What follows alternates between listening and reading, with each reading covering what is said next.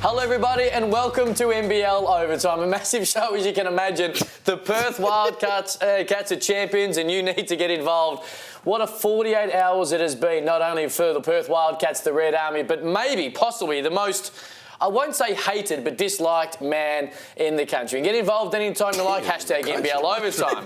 Hashtag NBL 19. Hashtag See Incredible. Hashtag Perth Third Import. Hashtag Carey Homicide Williams. What a 48 hours. What a series. What a season for the Perth Wildcats who win their 9th. Trevor Gleeson now on the verge of re-signing. Damien Martyn has 5. What does the future mean for him? And Greg High cut down the nets on an opposition court for a championship that many believed wouldn't come. Get involved anytime you like. And a man who, look, if you've had a rough start to the week, spare a thought for this man. Carey Homicide Williams. As I welcome you in, I must say one of the most lasting, iconic images for myself from Game 4 was standing courtside with you with 1:56 on the clock and looking to see what you were doing and watch you exit the arena, my man. How you doing? I'm good. I had to go to the bathroom. That was it. I just went to the bathroom. We'll get to you, Liam Santamaria. Look, I'm not surprised. Had to go to the bathroom. I know you've got plenty to say. Liam Santamaria, welcome to you. It was a long trip to the bathroom. We didn't see him. 2 days. He was on milk cartons and on all kinds of missing memes. But look, massive respect to the Perth Wildcats and congratulations to them. That was one of the most amazing NBL championships I've ever seen. We'll go through the whole thing. We were here for the whole journey and they pulled it off. Inspiring. Before we get to the highlights of Games 3 and 4 where Perth played so incredibly well, and before we talk about what it means for all the players who stood up so well for the Wildcats and who for Melbourne probably struggled on the big stage, I do have a little surprise for you because what has happened the course of the year, our backdrop, as you can see, only has 7 panels on it. So the Cairns Taipans weren't on it for a long time, and tell you what, the far North Queensland Taipans fans weren't happy about it. At times there was Wildcats that we didn't have up there because they went through it for 2 whole months. They only beat one team, which was the Cairns Taipans. But of course, now what we need to do, and this possibly could go anywhere as we click that. This is a huge congratulations to the Perth Wildcats. Not only... There we go. Not only do we get the champion Wildcats up and so many of the key players. Netman, which is what now Greg High will now be known. Sealed with a kiss. You know, the kiss. Obviously Trevor Gleeson and huge news around the head honcho, the Perth Wildcats. But we were able to get you in that wonderful city jersey, posing the Mohawk back from 2010. You look good, my man, in a Red Army jersey. Wow. It's the collab that never happened. That is, they can't see. Let me move out. Corey. There you go. Wow. That is crazy. Carey Williams, the Perth Wildcats' 3rd import. Okay, let me move out the way. Zero in. There you go. Have a look at that. Wow. That's very nice. Okay. I particularly liked how they all got involved and they were hashtagging Carey Williams. Players left, right and centre on social media. Were they? On Sunday night. You did not see that? My phone died. Greg High put your phone... I'll tell you what. Went to the bathroom, my phone died. Greg you know how much I'm on my phone a lot. Like my phone died. I usually have battery chargers with me, but I didn't. It wasn't just the Red Army that was concerned about you. Liam and I had our worries as well. We'll get into what it all means, but let's get to how it all played out because we went to Perth on Friday night, tied at 1, and a lot of us still thought that the Melbourne United had 1 shot left to fire. But unfortunately, in particular after half-time, after a nice start from United, Perth played almost a perfect game in the second half and they kept that momentum rolling into Sunday. They were brilliant. It's almost hard to remember this Game 3. So much has transpired ever since. But look, they did what they needed to do at home, and boy, wasn't Tariko White amazing. We thought he was going well in this series. Well, he took it up a whole nother level, 31 points. Cotton was sensational as well, distributing 10 points. I think it was 9 assists.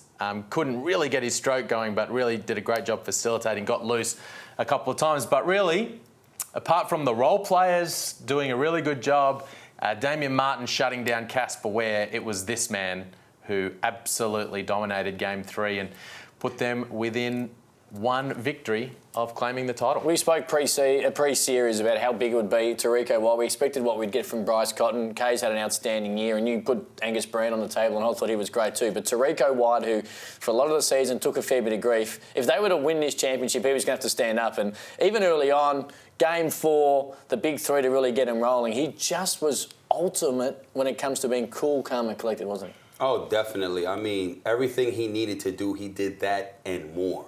He stood out more than anybody else because he needed to be that scoring option. Their second option, he needed to be their second and third option offensively because Casper Ware and Melbourne United, defensively, they did a good job on Bryce Cotton. Mm-hmm. So the only man that needed to really step up and show out was him, and he did that. Last year he went to Korea, did the same thing. Grand Finals MVP and won a championship over there. So this is what he does. We don't know him personally. Mm-hmm. We've never seen him before. And what he showed us in the regular season, it was questionable. We saw it sometimes, but not consistently enough on this level for us to believe he was able to do this. And he showed it. That lead, which got to 13 for the Wildcats in the second quarter, I think it was 9 at half-time. They were able to whittle it away. It was all tied up at 53 early in that third quarter, and you sense the Melbourne momentum in the crowd. Next thing you know, Tarico White stands up, big 4-point play, and him and Cotton took control for the next 10 minutes, and ultimately the game, and it led to the championship trophy being hoisted by the Wildcats, the Red Army, on Melbourne United's Well, court. I think they had a whole bunch of heroes. I mean, Greg Hire, for me, was the man who swung the momentum of that game in the second quarter. Melbourne got up 8, and Trevor Gleeson, I said this on the call during the game, he did what he usually does in those situations. He inserts Greg Hire to change the momentum. Now, we saw him do it a few weeks earlier, late in the regular season, when he knocked over Harry Froling, got an unsportsmanlike foul, and then Perth rallied and won that game. He finds different ways to do it. They went from 8 down when he checked in to 8 up at the start, at the end of the half. He had that offensive rebound on Chris Golding, which was, you got to keep him off the offensive glass. That's what he does. He had a couple of hustle plays where he's running out of court, saving it inbounds.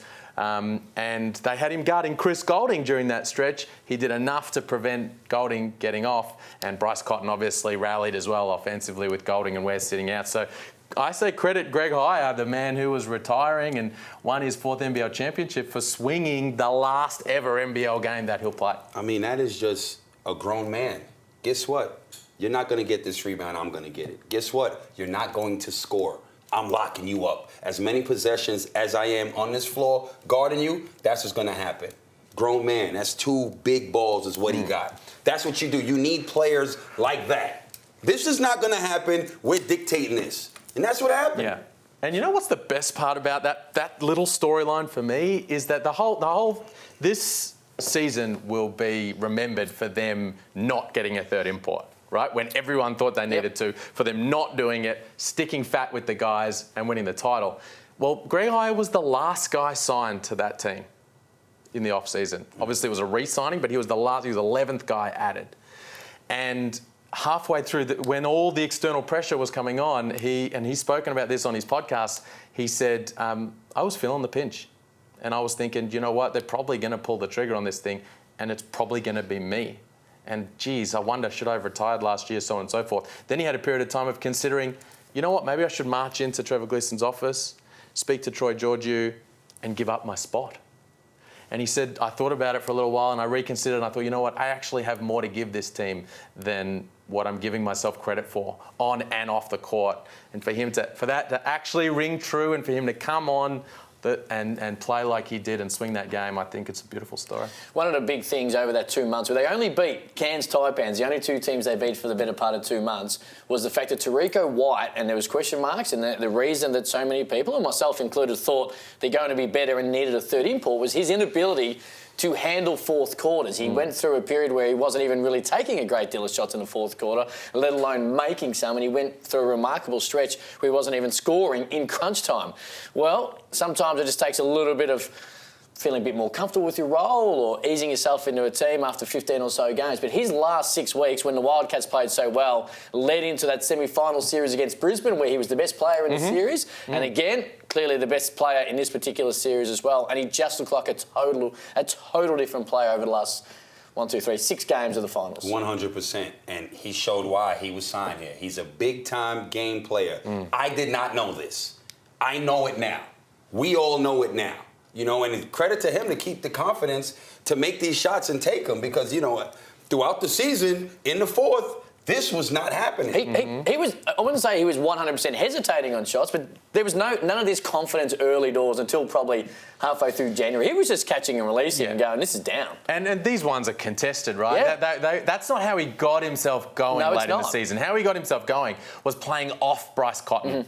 And all the attention that was going on to Cotton, and obviously that's why they got him. And that's why in the off-season Perth went, well, we need a perimeter shooter in that spot. JP Tokoto wasn't that guy. Guys throw bodies at Cotton, our other guys get open. We need someone who can knock them down. And I think it's a fascinating story how they were at Summer League and they were looking for a shooter, right? And they're looking at all these guys. Theo Pinson, guy, two-way player for Brooklyn, playing with Mitch Creek in Long Island right now. I was like, what about him? He looks really good. They're like, yeah, we like him, but he's another North Carolina guy who shoots 20% from three. It's not going to work. Then Tariqa White's wife. She's How right are you there. there? Well, I guess, you know, family's She's there. got a message for you. We'll get to that in a minute. They got word of this guy. A connection told him about Tariqa White. They started watching film right there in Las Vegas in their hotel room, and they said, bring him here, send him in. They had a top 5. He vaulted right to number 1. They worked him out. They signed him up, and he came through. Let's have a look at the import scoring in the grand final series. Only the 2 imports, which is well documented for the Wildcats, just under 41 a game. Ware, who struggled from the field, Kennedy and Josh Boone never got going over the series, under 41 compared to 32. That is right there, the tail of the tape. That White and Cotton, the irony of it is that they needed a third import, and at different times it looked like they most definitely did. But when push came to shove, they were the dominant duo over the trio for Melbourne United. That tells the whole story there. You know, but for me, okay. Josh Boone offensively, you don't worry about that because he's not an offensive force. Defensively is where Josh Boone. This is why he signed with this team. All right, 6 points. He definitely didn't do enough. He should be around 10, I'd say. Double, 10 and 10. You know, 10 and 9 or something. Yeah, which is what he averaged over the year. You know, so under-delivered. DJ Kennedy, for me, was the one who played. He did more than anybody else. All right? Casper Ware, he had a defensive assignment that's tough. I'm going to say he's had it all year. Offensively, didn't show up. Chris Golan didn't show up. Mitch McCarron was okay at times, but David Barlow was there all year. Didn't show up in the grand finals. You can't, these players, they showed up all year, majority of them. They didn't show up in the grand finals when it counted. And as a result of that, they got their ass busted. That's simple. It's that simple to me. Put the ball in the hole. All year, right? When in doubt, give it to who? Casper Ware. He delivered all year. He didn't deliver in the grand finals. Yeah. And a lot of times they were in doubt. He bailed that team out. All season, pretty much. So it's not like the cohesiveness always worked and then it just didn't work in the grand finals. That's the go-to guy. Didn't happen. It ain't all his fault. The others needed to step up. They didn't get no buckets. They played hard. The effort was there. They tried. They just ain't get no buckets. That's all it came down to. They could not score and get buckets, and Casper Ware couldn't individually get busy on his own. Of course, the Wildcats had a lot to do with that, right? I mean, Casper, how was Casper? Why didn't he show up or play at his level? He did show up. Why didn't he play at his level offensively for Melbourne in the grand final series? Well, he was shut down not only by the best defensive player in the history of this competition, but by his teammates as well. Angus Brandt, Tom Jervis, Nick Kay, those guys were mammoth in helping out on those pick and rolls with Casper Ware. And let's be honest, Melbourne's offense became high pick and roll throughout that grand final series. They became a bit of a one-trick pony in that sense, and they became very individual. And late in that fourth game, Perth was so good at defending that stuff, they even sent that away and they just tried to go isolation ball and it all broke down. You have to credit the Wildcats. For sure. Defensively, for all that. they locked them up. And Melbourne at the other end defensively, especially those bigs. You say they guarded Bryce Cotton well in the series? No, I don't think they did. I think we spoke about how important that pick and roll defense was going to be. I don't think they were there often enough. I think that, and you talk about the way that they guarded Melbourne and made it very tough for them to make different shots. I actually think, and you look at, we just seen the Tariq White, and we'll see some Bryce Cotton shots in a moment. Tariq White made some incredibly tough shots. We don't sit here today and say, I don't think Melbourne were disgusting defensively, but you've got to stand up and nail shots, even in the hands. You've got to hit tough shots. But that was in Game 4, though. His confidence was rolling because of the open shots he'd had throughout the series. Tariq White. I don't think he had as many open shots on Friday night as he might have in the Brisbane series, though. In the Brisbane series, he got a lot of open looks, because that's how Brisbane chose to play defensively. And it did get him going a little bit. Yeah, but see, that's my issue with Melbourne's defence in the grand final. They didn't delay Cotton on those pick and rolls as often as they needed to. So he was coming off. Okay, he wasn't able to get it off because the big was there, but he didn't stop him. So he was coming off, drawing attention and finding guys, and that's how all those role players, Angus Brandt and Tom Jervis at the rim, rolling to the basket. Damien Martyn open threes, Tariq White getting open. They didn't handle that well. And just on Bryce Cotton, let's have a look, because he has now obviously two-time champion, and the question will continue. I think it got raised earlier in the year by someone in the West Australian media. It might have been a Lockie Reid or a Paddy Sweeney or even a Tim Gossage, where he sits as one of the greats of a Perth Wildcat. And now he's got 2 championships, and he's just seems like he's getting better and better. We're done. Like, Liam, you've been around for a long time, and Ricky Gray, Scott Fisher, Vlahov, James Crawford. Where does he sit when it comes to one of the greatest Wildcats of all time after 2 championships in 3 years? Well, he may well get there by the time he's finished up, but he's not there. He's not, is he? No. It's Ricky Grace. And do you know who's just behind Ricky Grace? It's not Bryce Cotton. It's not James Crawford or Vlahov. It's Damien Martyn. 5-time champion, 6-time defensive player of the year, and just all the things that you can't talk about with stats or awards. Grand final MVP, shut down Casper Ware in this series just like he did Cedric Jackson 3 years ago. So he's right up there. You know what he did a lot this year? And I know that he reads the ball so well, he rebounds so well. When it comes to timing, he's one of the best, if not the greatest, in NBL history when it comes to rebounds. He hit clutch 3-pointers this year in big moments. Of course, there's that one against Sydney that ultimately, although they win on the road in the end, ultimately might have altered the year, because rather than finishing first, they might have finished third if he didn't force overtime with that triple. He hit one early on Sunday, which got them going again. He's a player, and we know how great defensively he is, and we're not all ever going to sit here and watch Damien Martyn put up 35 in a grand final game, but he just hit big 3-pointers or big shots. Even a couple of times on Sunday, he was able to get backdoor and get a couple of layups off some nice passes. I think it was Tariq White found him a couple of times. His ability to be able to put the ball in the basket, not suggesting he hasn't ever done in his career, but it just seemed to be more prevalent at certain times this year in the grand final series and even earlier in big games. But it was what he was doing at the defensive end where he had his biggest impact. Because no one even talked about him in NBL in grand final MVP conversations, but when you look back at it, because obviously it came down to Cotton and Tariq White, and White was well and truly the deserving winner. But when you look at the series as a whole, and what was one of the major keys was, can you take Casper Ware out of the game? Can you shut him down? And boy, this is a man who famously won a grand final series MVP without scoring a point. Yeah, but he did it by shutting down Cedric Jackson. He did, which is what got him the last one, and this one similar. Although it might not have been the Cedric Jackson he got it. He might have. Yeah, no, it was Cedric Jackson. Yeah. You sure? When he got there, I thought he was MVP against the Hawks.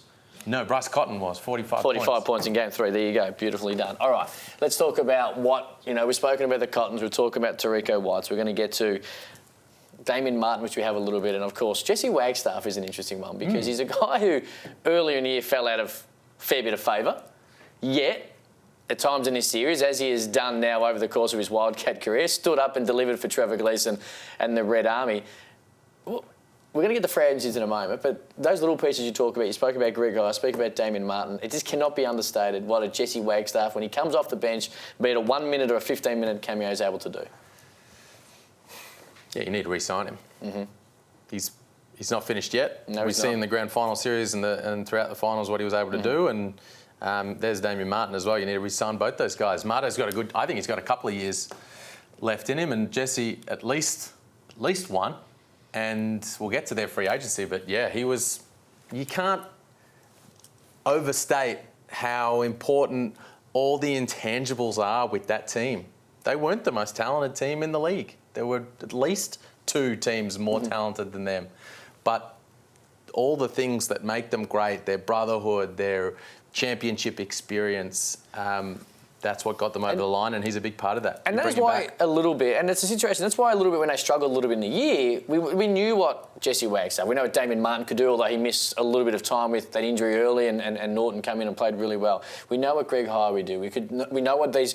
But if it wasn't all clicking, this is where Trevor Gleeson said, I like what we've got. For right now, we're just not playing great basketball. And there was many of us, and I'll put my hand up and say I wasn't certain they could all click at the right time. Trevor Gleeson believed in these guys, and while... at the time it wasn't working, it's not a real surprise that all these guys, as you touched on, the brotherhood, the championship experience, that when it clicked, it turned into probably the two best games an NBL team has played this year in the most decisive, Game 3 and Game 4. So if it's just a smidgen off with the way they play their basketball, they did struggle a little bit. But as the year went on and Trevor Gleeson continued to back themselves in, and I know that while the argument was there, had they brought a third import in, it might have unsettled the team where you wouldn't have been able to unlock a Jesse Wagstaff or a Damien Martyn or a Tarico White, whose role would have changed over the course of the year. And we'll get to Trevor Gleeson in a moment, but that's a huge reason. The fact that Trevor Gleeson knows this team is a huge reason they all clicked in the biggest stage. Definitely. And that's what my whole thing was in that stage where they lost all those games. Those players wasn't showing up. They weren't. So now there's even more pressure on that second import. Because if the role players that they have signed not getting it done, that's way more pressure on White. So get a third import. But the fact that they showed up at the right time, they finished off the season with those 7 games. Cotton said, we're going to treat these games like playoffs, like we're in playoffs. The run that they did then, that was just extremely impressive. The way they handled themselves in that just led them right into finals with momentum. And we saw what they did. They literally lost 1 game. Greg Hire, of course, retiring after his 4th championship and cut the net down. And he's the one who actually started the hashtag Perth third import, hashtag Kerry Williams. Shout out to Greg Hire. First of all, I love Greg Hire. Yeah. That's my man. Shout out to Greg Hire. Well, he's banking triples at home in a big game. You know things are going well. But you're right, Liam, and you said it so perfectly earlier, that he was outstanding. And look, everyone wants to go out when you've announced your retirement, you know it's coming. Everyone wants to go out with a championship. And he's living, I think, everyone's dream right about now by being able to retire and move into the next phase of his life. As you talk about these rebounds earlier, with a net around his neck and a 4th championship on his finger. That was such a huge rebound right there. And that's just effort, desire. I'm going to get this rebound. You're not going to score. You need players in your team like that. Hit somebody hard. Wear a foul. Did you see Melbourne United do that this series? Hit anybody hard? Just did somebody take one? Somebody. Come in, give me 3 minutes. Go hard for 3 minutes. Hit him hard. Let me get my man open real quick because I need him to get a look. Tom Jervis, what did he do when he came in the game? Boom, knock somebody down. Brisbane in Perth. Knock somebody down. That's what they do. We're going to make you feel it. You know what I'm saying? That's why I said, listen, if I'm a GM, I'm getting people that got kids. They approach the game different. They got kids to feed. It's a great call. They got kids to feed. If I'm losing, I'm going to pay my mortgage. Diapers cost. Baby formula. This is serious. I know. Yeah. That's why we're laughing. I'm going to approach people that got kids to feed. They approach the game different. They approach the work different. And Trevor Gleeson knows that, right? He knows that these guys were not the most talented guys. This was what he'd amassed. But what he thought was, let's make sure we got the right pieces. You cannot win the championship without talent. If you don't have talent, you can coach till the cows come home. You're not winning the title. But you can have too much, and the chemistry falls apart. And he was like, well, we've got the right pieces. Bryce Cotton, he's our main man. Let's build around that. We've got Damo defensively at one end. We've got the other guy at the other. What other pieces do we need? And we don't want too many cooks in the kitchen. Like you said earlier, the chemistry can get blown apart. Here's what I love about this championship. I think it speaks to more than just sport. I mean, you can take some serious lessons from what the Wildcats did in this year in organisations that aren't in sport, in the corporate world, all kinds of things, because it's a great example of establish your culture, have a great culture, put really good people in the key positions, empower them, And then when stuff goes awry, have faith in your plan and show loyalty to the people you've brought in. And that's what they did from the top down. Jack Bendat didn't force, and Troy Georgiou, the CEO, they didn't force Trevor Gleeson to bring in a third import midway through the season. Said, you know what, your plan's shot. We're going to miss the playoffs. They said, no, this is your plan. We brought you in to enact it, so we're going to back you in. He then went to his players and said, you're the guys I put in place and I believed in. I had the vision for this team. I'm backing you in. They responded. The team won the title against all expectations. I love it. I just love it as a championship. Four championships for Trevor Gleeson, and he might be somewhat underappreciated because what you touched on as well, and also what you spoke about, there were more kids on the court after the championship, after the buzzer went on Sunday than I've ever seen any sporting arena ever. And it was a fan. Everyone was getting up there, holding their kids when they made their speeches, when they got their rings, when they did their interviews. There were kids hire people like got kids, but they approached the job different. You're listening. I'm telling you. It was an emotional Trevor Gleeson as well. He spent some time, as you would know, at the Melbourne Tigers, or at least at the organisation that was born into Melbourne United. And he's got 4, and now we're in a situation where he is out of contract. But what he didn't ever allow it to do was override what he believed in. And it must be a huge sense of relief, not only to win a championship, because he knows, and no one's surprised by him being able to coach it, but all those things that you said. The fact that he stuck to his plan. He told his players, I believe in you, you believe in me. He must have at different times over the course of the year just allowed every now and then to creep into his mind that maybe I haven't quite got this right. But he backed himself in. And, well, he would have had to have at some point. You would imagine. He never hinted at any point that he did. But privately, he must have thought, am I doing the right thing? Even if he never spoke about it, he must have thought, maybe we are struggling a little bit. I'll back myself in because I've got 3 titles and I believe that what we set out to do... In a contract year. Because if they don't win a championship, if they do lose in a semi-final or whatever he believes doesn't come to fruition, then that intensifies the pressure to re-sign him. Now he wins a championship with a plan that no one really believed in for probably 8 weeks when they didn't have a great run in the season. Including some of their own fans. No doubt.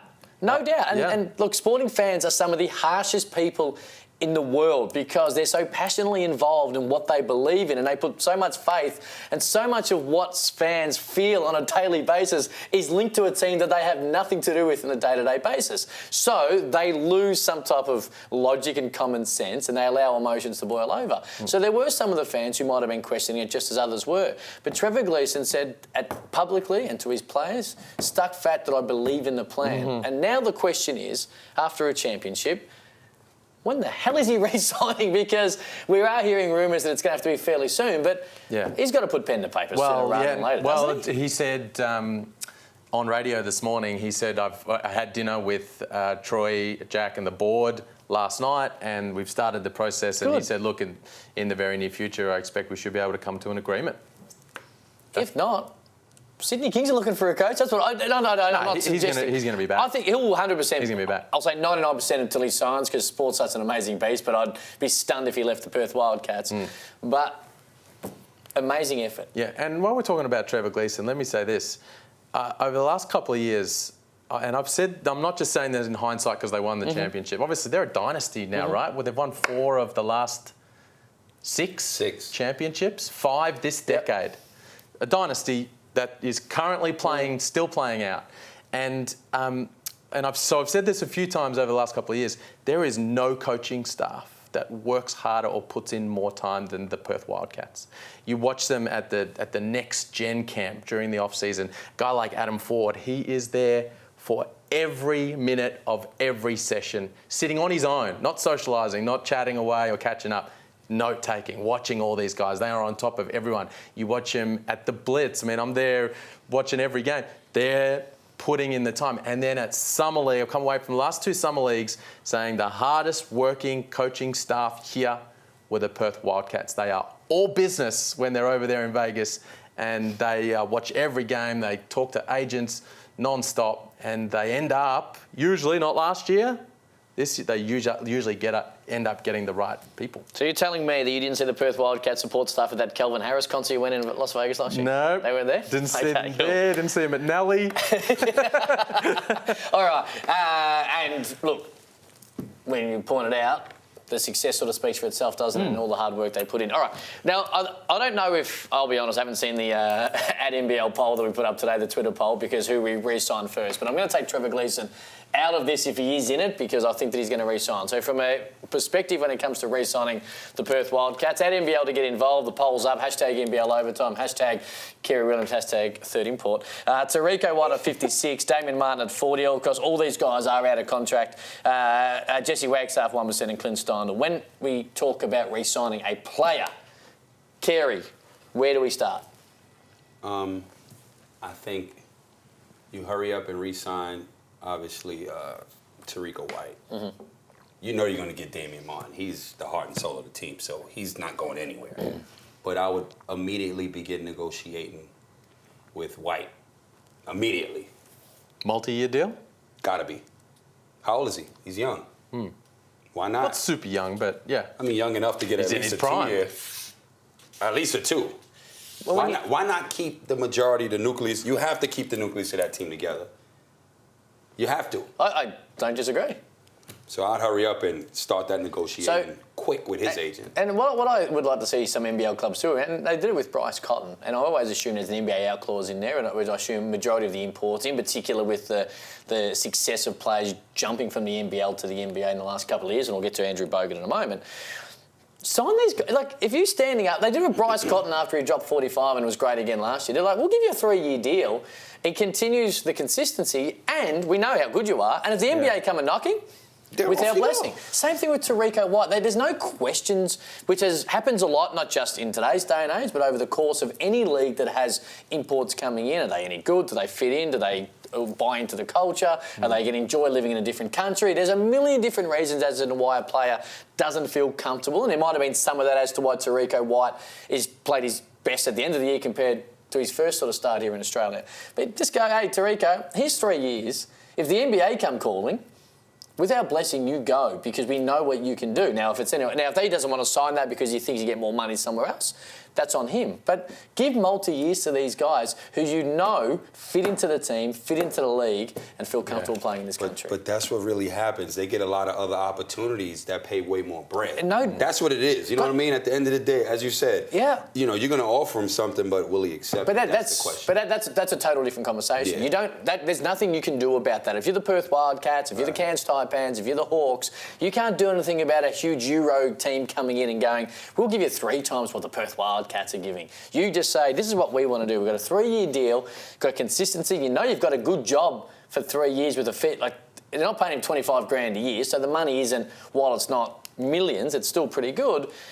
Now, there's the NBA out clause there as well if you want to chase that dream and it does knock on the door. Yeah. But I'd like to see, and I would think what Perth Wildcats did with Bryce Cotton, we don't see it enough, I don't think. I'd be interested to see if they do the same thing with Tariko. Yeah, I would think the smart play would be to offer him and try to sign him to 2 years for me, because it will align with what Cotton's got left. You know that combination works. Those guys are getting along really well, from what I understand. A bit of a bromance taking place over there, and on the court it works, right? And we saw it in the finals. So 2 years makes sense. And chatting to him on the floor during the celebrations and his wife. He said, "Yeah, I mean, I'd be interested in doing it. Obviously, they got to cut the check. Yeah, of course. Yeah. All right, before we do get to that message and before we get to Melbourne, just on that, quick yes or no. Tariko White be back, do you think, in your own opinion? Mm-hmm. Yes. Damien Martyn? Mm-hmm. Yes. Wagstaff? Mm-hmm. Yep. Steindl? Why not? Nah, I don't know if Steindl's bring the band back together. I don't know. Really? I don't know if Steindl's coming back. What do you think? Season. I mean, what did he do this year? Let's be honest. When they actually started to find form, and Liam Santa Maria called out Clint Steindl to stand up, he actually played his best basketball. I called on Trevor Gleeson to start playing him a bit more. Now look, come on, guys. No. You need perimeter shooting on this team. What did he give you all year? What's his average? Let's put that up. No. But he stretches the floor. He stretches the defense. Did he hit? By even being on the floor, teams know. You heard Dean Vickerman in the timeout during one of the games saying, stay attached to Steindl now.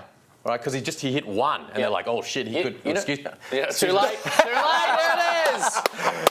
I'm now the only person to not swear on NBL overtime this year.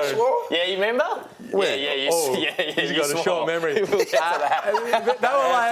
They were like, hey, Steinle hits one, it could be three, it could be four, stay attached to him. I bring the band back together. You know what? This is the exact thing, Kerry, that you've tipped into all year, okay?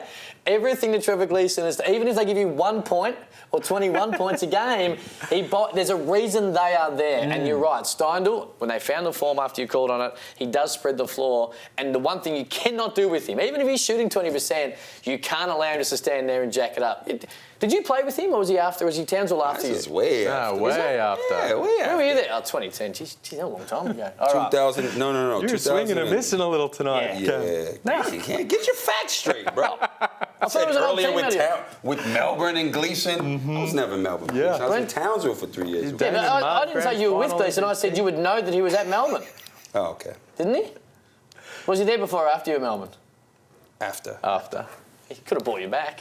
Nah, he wasn't feeling me. He was like, listen, man, I know what this headache is like. There's no way I'm doing it with him for another year. All right. No way. Okay. A team that obviously fell a couple of games short from winning the championship was Melbourne United. And while we talk so much about how great Perth were, there were a couple of little things that went wrong with Melbourne United that stopped them. And it's always a harsh thing in sport that the team that loses the grand final, we sit here and talk about what went wrong and what they need to do to get back to the top of the mountain, which they climbed 12 months ago. But when a team is so loaded with talent, and while the grand final series is essentially still great in any sport, it is still falling short of the ultimate goal when you put together a really good team.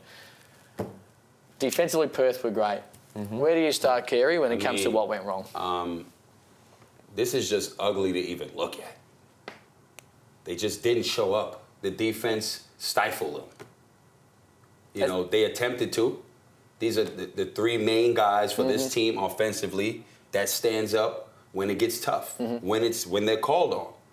And they just didn't. Those numbers they just had a bad series. Look at it, 28% as a team from the field. From the three? From the field? Look at that. Three. From the three, yeah. They're not beating nobody with that. And you know what?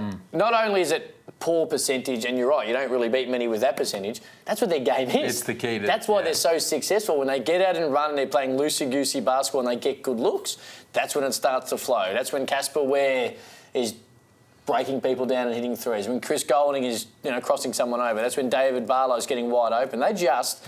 When it come down to it, and that was a big turnover when you look at the score where they could have... Perth hadn't scored yet. That's in the first 3 minutes. They come down the other end and they're able to score Perth right back at them to score their first points in the third quarter, and it gave them that confidence. Defensively, they got shut down. No doubt. Period. The best team defensively in the NBL shut down a fully loaded offensive team. We've never seen that before by Melbourne United. Casper Ware at that little 8-footer there, and then Golding while it wasn't a wide open three, their shots that we're so accustomed to Melbourne United making. And that's the surprising thing. Perth were great defensively, but Golding and Ware in particular have been greater than the defence the last couple of years by making shots that are really, really tough. And I'm more surprised they didn't make a lot of these. Obviously, Perth. Look at Tom Jervis, great defence as the pick and roll helper. They were excellent at that. They were on a string together defensively. You're right, they got shut down. You know what? I feel like they ended up being in the grand final series against arguably the best defensive team in the league. They became one-dimensional offensively. And at the start of the season, what were we thinking about Melbourne United? What was the big question mark about this team? How much will they miss Ty Wesley? Now, David Barlow was outstanding as their starting power forward over the course of the season. But think about this grand final series when push came to shove and they had no post off. They didn't have anything else to go to offensively. What if that was Ty Wesley in this series and they could roll the ball down to him and he could go to work in the block, or he could draw double teams and find guys who might be a little bit more open on the arc than a lot of those shots were. In the end, often we can't see the forest for the trees. Yes, they really missed Ty Wesley, and I think as a result, it impacted them, especially at the offensive end. You know what he did so particularly well. Not only just the scoring and the low post you talk about, but those gritty little rebounds. Exactly what Greg Hyde did, and you spoke about it earlier, when they're 8 down. In goes Greg Hyde, gets a couple of offensive boards, gets a scrappy three-point play, stands up, saves balls going out of court. Ty Wesley's obviously a more polished offensive player, to which you touched on, but the very fact is that's what he did last year. There was dirty little things, and I mean that in a positive way, not as in he is dirty, but those dirty little scrappy 1%ers that Ty Wesley did. Keep the ball alive, give them another opportunity. Get off an offensive rebound, a wide open three for a Golding or a Ware or a Barlow. That didn't, and they had to work so hard to get all the looks this year rather than it's a couple of, and there was a big one in that second quarter that led to a Liam Norton three that got the lead to double figures. Right. That you just felt the momentum with Perth and you thought they wanted more. Whereas what the Wildcats had were a variety of different avenues to scoring, right? Now, they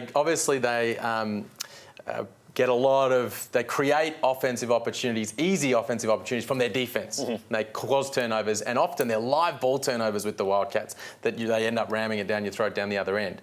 But they could play off Cotton, pick and roll. They were great working off those turnouts, but they could also roll the ball into the block because Angus Brandt is, I mean, talk about Ty Wesley, who was, Angus Brandt's maybe a top 3 sort of post. Is he the second best post scorer in the league? I mean, he may well be. And so they had a few different avenues to score, and against a good defensive team, a really good defensive team, which Melbourne were. That's why these two were in the grand final series. They were able to keep the scoreboard ticking over, whereas Melbourne weren't.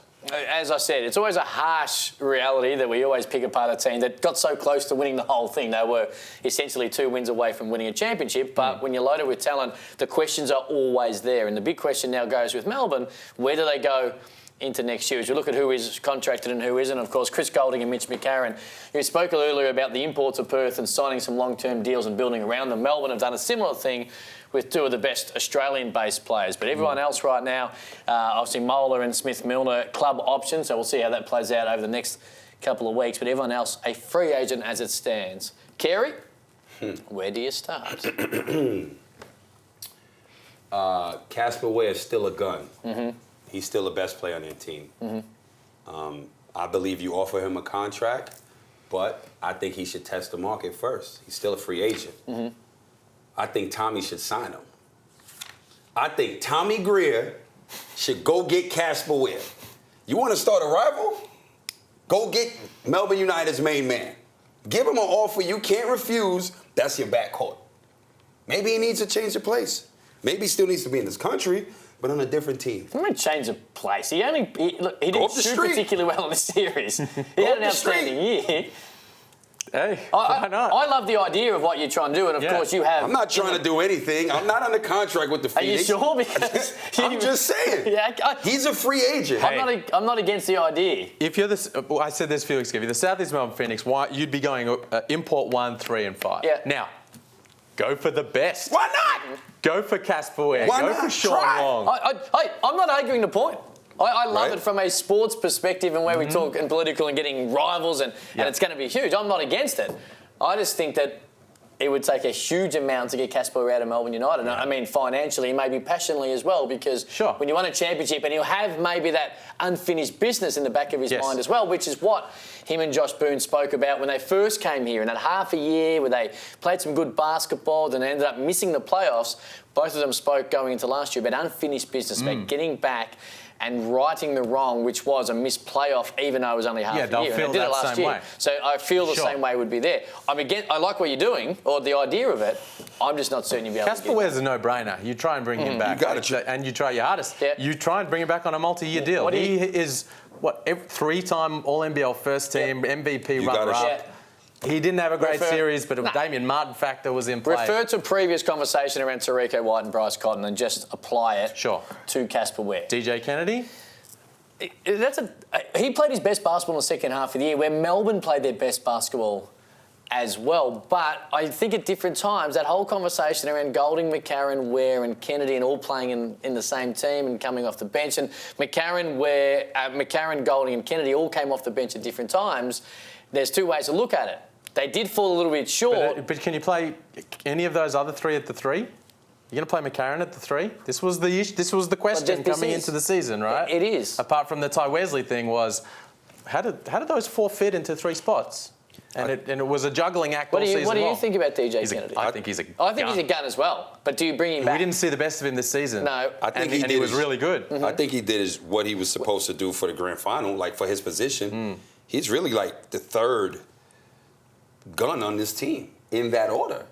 You know, so what they wanted him to do. I remember in the beginning, I'm like, yo, what you bringing him in? What you brought him in here to do? We didn't bring him here to get a lot of buckets. We brought him here to do the bits and pieces, get 10 to 15 points, couple of rebounds, couple of assists, play defense. That's what they brought him in here to do. He did that. If they could unlock his aggressiveness, which at different times came in and out, and that might have been the fact that when you got Casper Ware or Golding and you're taking, they're the main offensive guys, and as you touched on, our third and fourth, his aggressiveness when they played, ironically, first game against the Kings, when they went small ball and he was just unguardable in the last quarter and got them to win, and then he was involved in a little car accident into the new year, and on the back of it, for whatever reason, the 2 wins, two wins I think against Adelaide. In Adelaide he was outstanding, and into the semi-final series and the game 2 of the grand final series, he was by far the best player on the court. If they can unlock that into the entire year, where he's getting rebounds and pushing the ball and being that other ball handler and getting 2 feet in the paint, and then with his passing ability, opening it up. If they're able to get that for the whole year, I have no doubt in their mind they'd bring him back. Yeah. But as always, there's always the question mark as into why. Is it a team structure thing? Is it a player thing? Why early on they struggle with some consistency? So that's a question, I think, for Melbourne United and their coaching Yeah, I think staff. you bring him back. I think you need to try and get a starting power forward and have Barlow be a veteran presence off the bench. I love Dave Barlow. He was fantastic. No doubt. He's a star of the league. Legend of the league with all those championships, and what he did this season was tremendous. Yeah, he definitely had a great year. But their team will go to another level if he can have the kind of play the way he did this year, but do it off the bench with I think a post target as a 4-man, someone who can resemble Ty Wesley to some extent. Then the big question obviously is Josh Boone. They took a long time to re-sign him during the off-season because they weren't convinced that his arrow is pointing in terms of his career.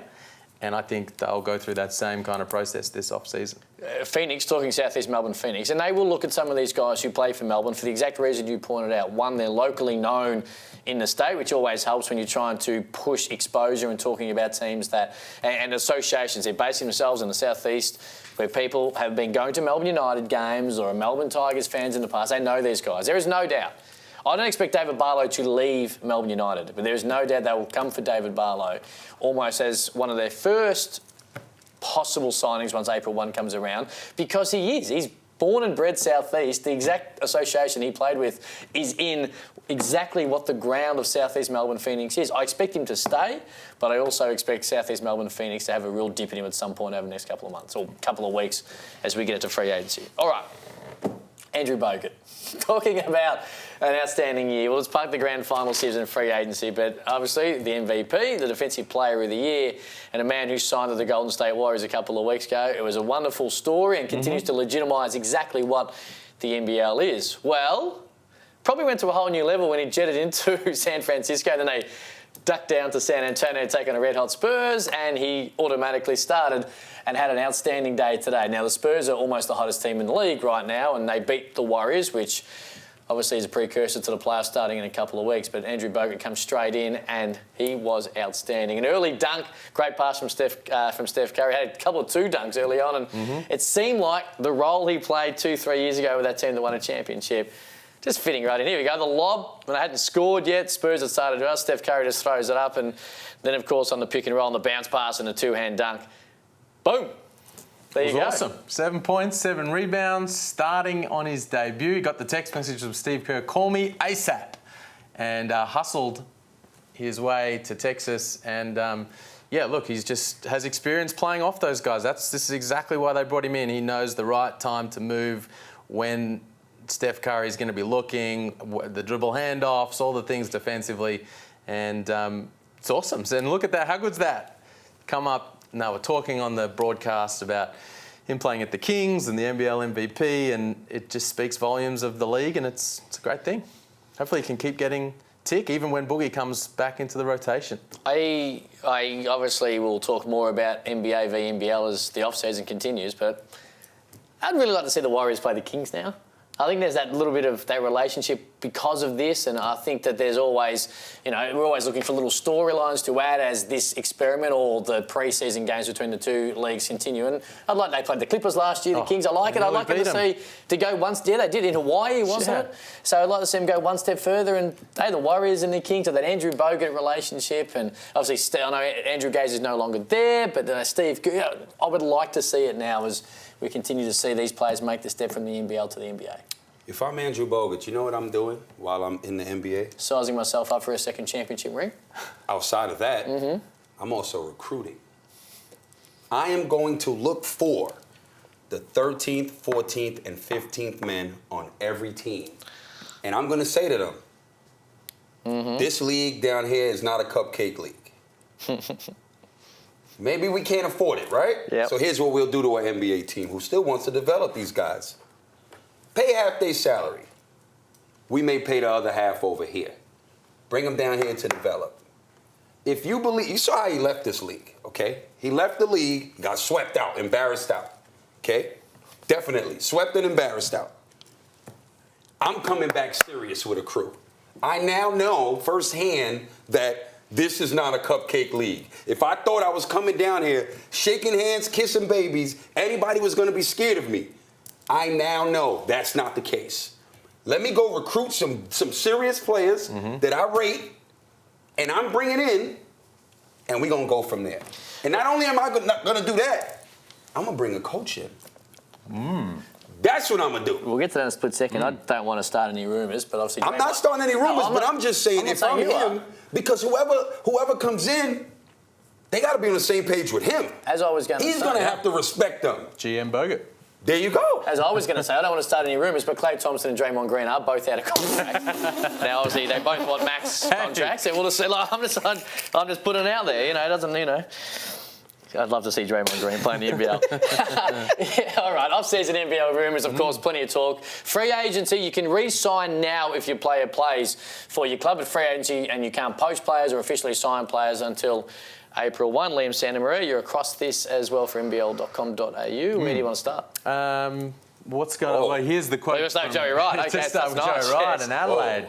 Joey Wright, to me, it's always been more important to be about the group than the individual. Once again, I'm not a slave to talent. Sobey is an extremely talented individual, but I'd be more disappointed if we lost all 12 of our players than one of them. So that was in the Adelaide Advertiser today.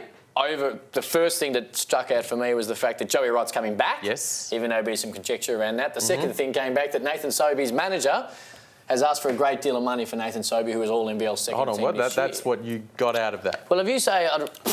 That's what you took from that? Yeah. Yeah, no. Have you read the article? I just saw the quote. I didn't read the article. He's suggesting that he would rather lose. I think if he's saying, put the quote back up, can you please? There you go. So he is saying, once again, it's not a slave to talent, but he's extremely. But I'd rather be disappointed if we lost all 12 players than one of them. So in other words, he feels that Sobey's asking for a lot of money. We might squeeze the other players out. No. That's what you got from that. You're making a jump. You're making a jump there about money. Yeah. What the quote says is that he assumes Sobey's not coming back. You reckon? Now, you've made a jump saying that that's about money. There's a lot of things that take place in free agency that's not about money. No, that is very true. But if he's saying I'd be disappointed to lose all 12 no, it's clear he's saying that the expectation from Joey, it seems, is that he's not coming back. And my mail is that Joey's on point. Yeah, okay. He's not coming back. So why is he not coming back? Well, do you think?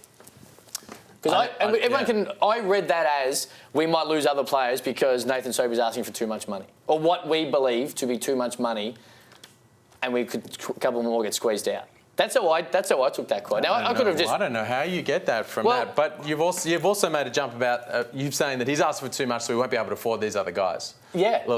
Look. I think that my understanding is that I'm hearing he's not coming back to Adelaide. He was going to be coming back. Things have changed. He's not coming back, and so other teams are going to be in the mix. So you won't hear about a signing from Nathan Sobey before April 1. Because the only signings you'll hear about between now and April 1 are re-signings with the team that you already have. Now, they are big deals. Like last year, Adelaide re-signed Daniel Johnson during this little phase. Took one of the biggest sort of X factors on the market off and put him him back in their program. You won't hear that with Nathan Sobey. So the question is, where will he go? I'm just going to write down, read Adelaide advertise our article and see if I get a different situation. Yeah. Where do you think he'll go? Well, South East Melbourne Phoenix, Brisbane Bullets. I think there'll be a few teams in the mix.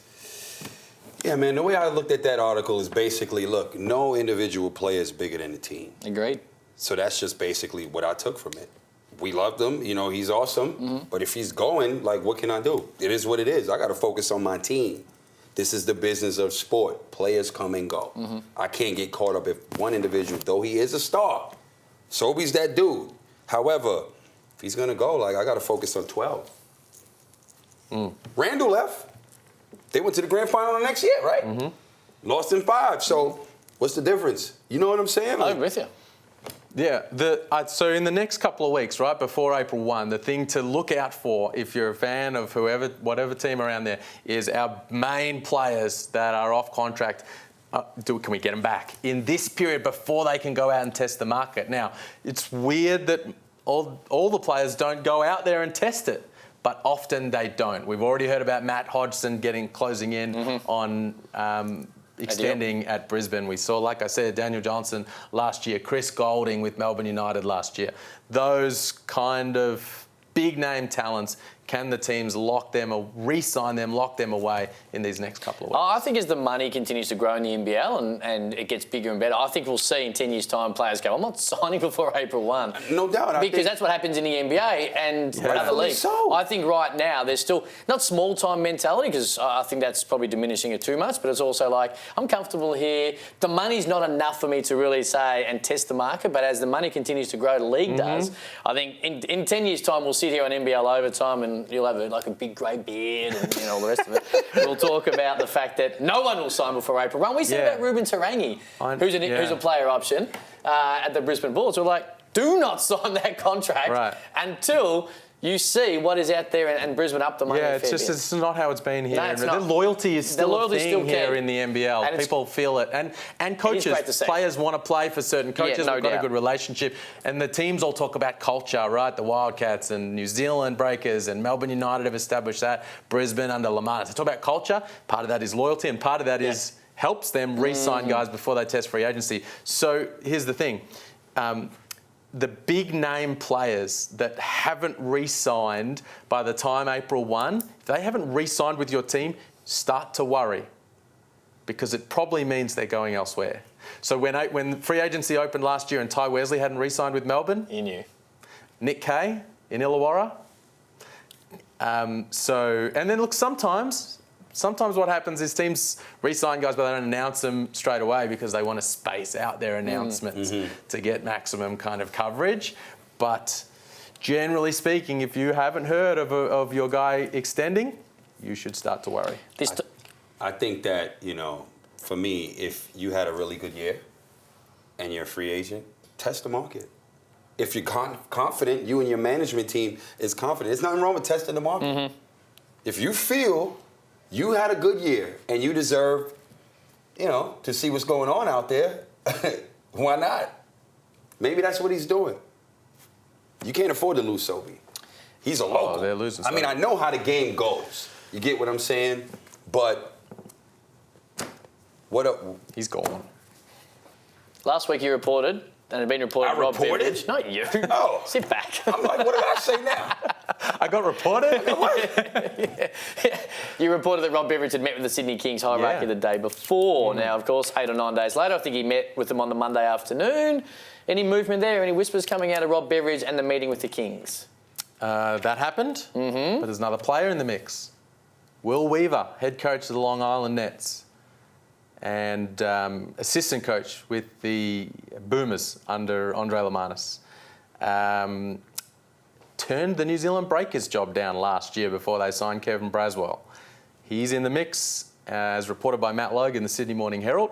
Reported that first, and it makes things interesting. There are guys. I mean, Andrew Bogut has we talk about the relationship those guys have with Rob Beveridge from playing under him previously. If those guys have played in the Boomers program over this stretch of time, they've also got a relationship with Will Weaver, Bogut in Rio, Kevin Lish in Rio, Brad Newley at the World Cup prior to that. So it makes things interesting there in the Harbour City. What does it mean with, because obviously they've made the playoffs in the G League, so of course we talk about getting to free agency starting April 1 and all the rest. We're trying to, for use of a better word, poach other players or recruit a team. They won't announce it until that's all said and done, so we're still a couple of weeks away from that. Does that complicate the Kings trying to build a roster, do you think? I think that there's, like we said, there's a few key players within that roster that are off contract that they feel comfortable bringing back without the head coach on board. But my understanding is that there's going to be a decision made on the head coach very soon and an impending announcement. All right, we look forward to that. NBL.com.au. All right, Summer League, a lot of NBL players, both Australians and imports, players that might have played in the season just gone or imports we're familiar with. Yes. Bob up in Vegas, and you're going to be there again? Hope so. Junket. Yeah, but no. Look, honestly, it's where so many key decisions are made with the NBL. Well, and you mentioned Tarico White. That whole situation was born in a Las Vegas hotel room. Absolutely. Casper Ware, Josh Boone, all that sort of stuff, and players from all over the league. Here are the Aussies that I expect to be at Summer League. Mitch Creek, Nathan Sobey. I expect him to see. I really hope he's there. Isaac Humphries, Deng Adele, Jock Landale, Xavier Cooks. Expect to see them go. I expect to see Harry Froling there. NBL imports from this year, Trimble, Sean Long, Devon Hall. People might find that surprising, but I expect to see him there. Brian Bowen, obviously. And then there's some other guys. Who would you like to see out of these three? Mitch McCarron, Matt Hodgson, Finn Delaney.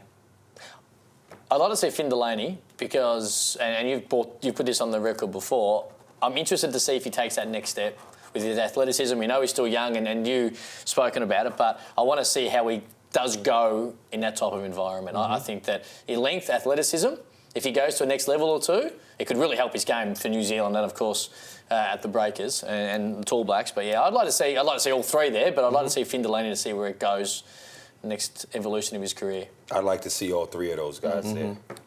I'd like to see Mitch in Summer League. Finn Delaney. I'd like to see all three of them there. Why not?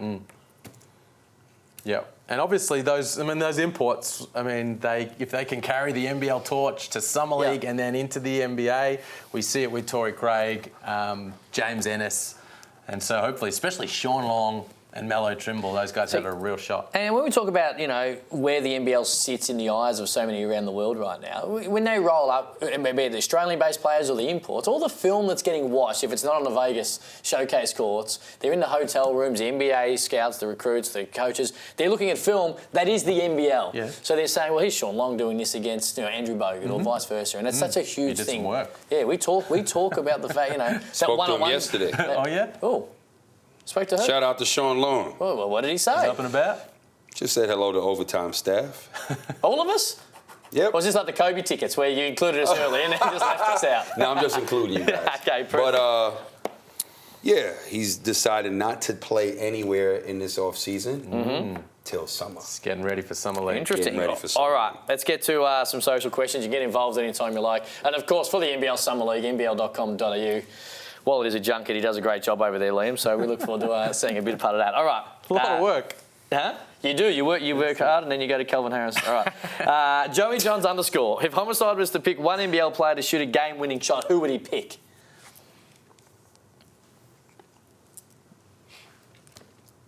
Good. Let's go to the other one. I'll answer that in a second. It's on the spot. Like, you got to, Okay. I'll start with you then, Liam. What does Cairns... This is from Neil from Brizzy. On Instagram, what does Cairns management need to do in the off-season? Good question. A lot. A lot. First thing is obviously settle on Mike Kelly, 2-year deal. Okay, we understand he's coming back. Let's make sure that's a go. And then they've got a lot of decisions to make in that roster. B_Rad_Lane. What does humble pie taste like, Carey? I love that the Carey. Pretty good. Really Apple. Apple's my favorite. It's pretty good. All right. Before we do get out of here, because and Bryce Cotton. Sorry. Cotton? Tarico White. Terrific Tarico. Only the one. Speaking of that, one NBL what did his player. wife say? Yeah, hang on. We'll finish on that. One NBL player. Tarico or Cotton? Flip a coin, either or. Well, where's it land? Whoever you want. Cotton, are you serious? Did you not see Tarico? Tarico? I watched. I mean, Cotton, either way. You either one you want. All right. Wow. Over the course of the NBL season, if you had watched Overtime or at least followed Instagram, you would have seen that Tarico White's wife's name, whose name is Mrs. White. Mrs. White. Had a few things to say to our very own Kerry Homicide Williams, and then bumped into Liam Santamaria on the court. I'm sure she was looking for me. I went to the bathroom. I have no doubt. And she wouldn't have missed you in the shirt you had on either. My shirt was dope. My shirt was A1. Yeah. But go ahead. What does it say? The black and red confetti was raining down. She was getting it caught on her shoulders, and I walked past and she said, "Hey, Liam."